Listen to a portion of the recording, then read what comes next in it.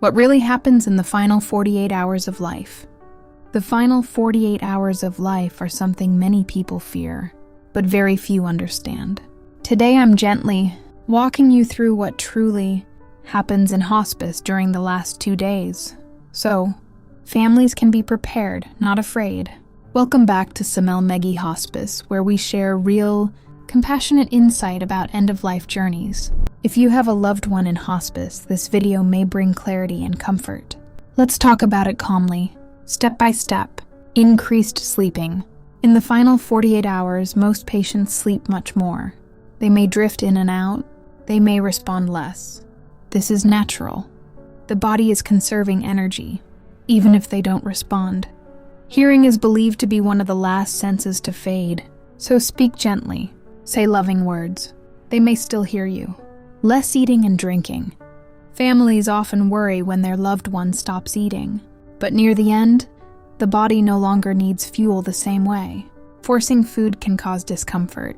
Hospice focuses on comfort, not forcing nutrition. This is not starvation. This is the body preparing naturally. Changes in breathing. Breathing patterns may change. You may notice long pauses, irregular breathing, a soft rattling sound, often called the death rattle. This can sound scary, but it's usually not painful. Hospice nurses monitor this carefully. Stay calm. Hold their hand. Your presence matters more than you think. Cool hands and feet. As circulation slows, hands and feet may feel cool. Skin may change color slightly. This is part of the body gradually shutting down.